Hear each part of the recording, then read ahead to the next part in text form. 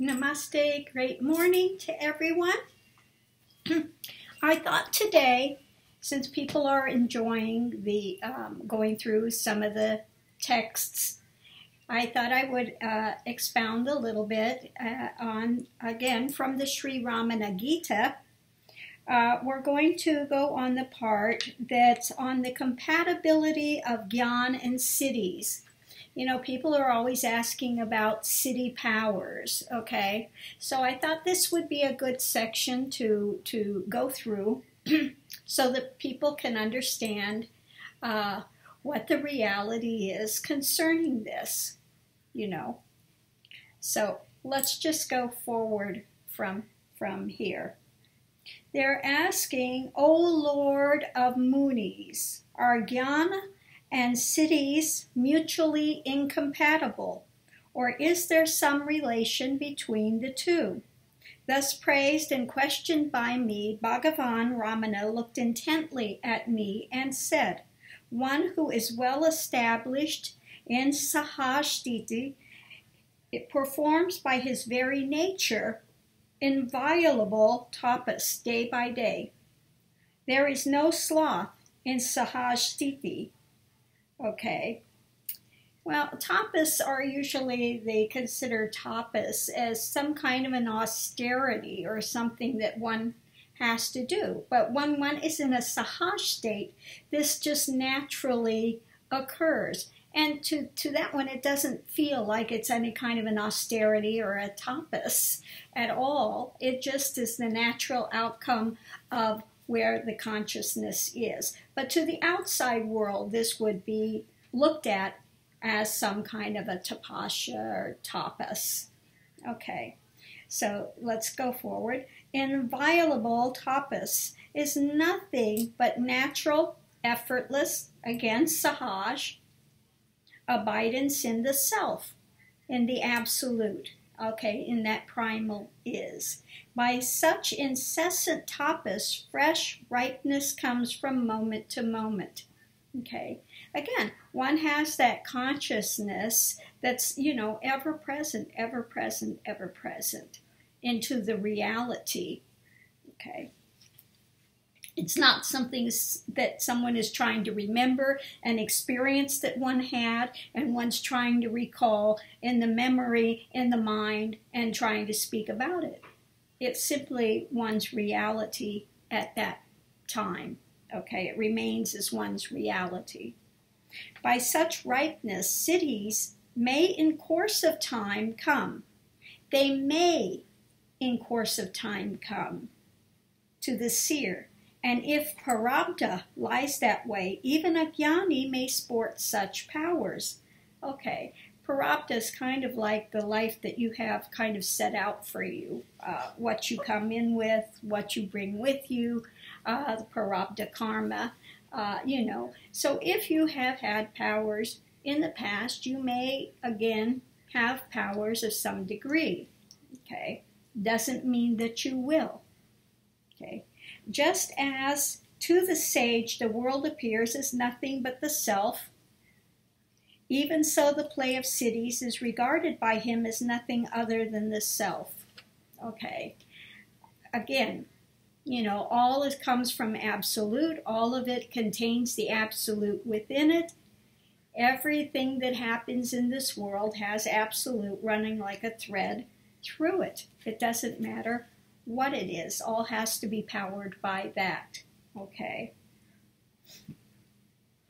If prarabdha does not lie in that way, the sage, though full of power, is ever still as the waveless ocean. Okay. And again, this is what I talk about. That mind is stilled. Everything is stilled. Okay. When something needs to come to the forefront, it comes to the forefront like a ripple, you know, energetically, whatever it is. It comes forward like a ripple, then it stills again into that stillness of that absolute cognition of is. Abiding in his own natural state, he does not go seeking anything else. What is there to look for when the reality of the world is uncovered? Okay. When one is resting in that absolute is, what is there that needs to be looked for? There's no ego there attempting to control something. So what powers? You know, the world comes and springs forth from the absolute and gets pulled back into the absolute. So what does one need to do? Absolute is in control. So what is there that needs to be looked for at that point? No, the true jnani, the true one in moksha, doesn't seek powers, doesn't seek those things. Okay? It means nothing. Okay? It means nothing. Okay. Okay. Abidance in the self is the sum total of all powers. Okay.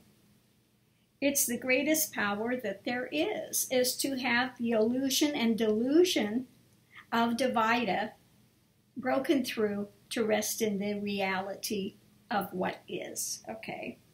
Effortless tapas is termed the sahaj state. In that state, it is thought powers arise through ripeness. One firmly established in the self, though, surrounded by many, performs awe-inspiring tapas. For him, there is no need of solitude.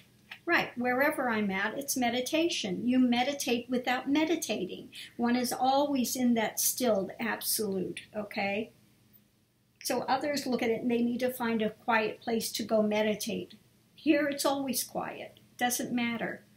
There's no running here or there to find a place. It's always taking place spontaneously. Okay. I could speak to powers here, you know. Here, you know, there's the ability of doing healing, and just by the very nature, you know, moving people forward in their spiritual journey, connecting with their energy, and one can feel taking place in the form, the energy spirals this way, then it spirals the other way, then it just goes straight up, and then it just sinks into this just boom, you know, just absolute still. And that helps to aid others to release things and to move them forward. It can also aid to awaken Kundalini. It can do a number of things. But anyway, it's not by, you know, when this takes place, it's not by some conscious decision that one is doing with that. It just naturally, spontaneously happens. Okay? It's been there for many, many years. There were other powers that were there, and whether they remain or not, I don't know, because one has no proclivity to want to try to use them. For what? The world is fine as it is, you know. One is again, that if one is wanting to look for powers or contain powers or use powers, then one is in an ego sense of a limited self, rather than the expanded reality of self, okay? They know nothing who think that Gyan is devoid of power, for a Jnani abides in his real state of being, which is the plenitude of power in all-round perfection. Okay. So that's the end of that part on powers and wisdom, and does it negate it? Does it bring it forward? You know, people think they get on the spiritual path and it's all about powers, and they think, oh, if one gets to realization, whatever, that you're going to have access to all powers. Well, that's true in one sense, because all comes from that great is and divine is. But when that self implodes, the limited self, the ego self, the illusion and delusion that seeks powers to begin with, when that implodes, what's there to look for? Okay? One is in, you know, that that place where all powers come from. One doesn't need to seek powers. One tries to be powerful when they feel they're limited. Okay? Those are the ones that seek powers.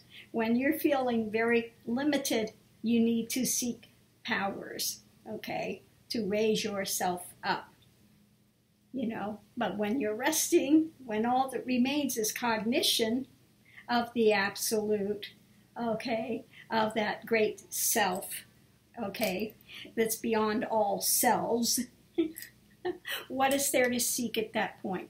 One's just happy to be that ocean of consciousness, you know, where the illusion has been broken through. When one is no longer in delusion, one is in the still mind, you know, that quiet, all seeing of that consciousness. Okay, that's in a forever nirvikalpa sahaj samadhi, ongoing samadhi, effortless. Again, you know, it's no difference here whether my eyes are open, my eyes are closed, whether I sit here like this in meditation or I don't. It's the same thing.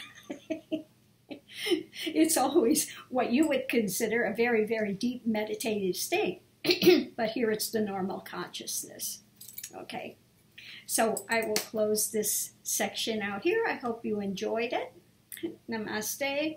Have a wonderful day and continue your spiritual path wherever you're at. Okay? Bye.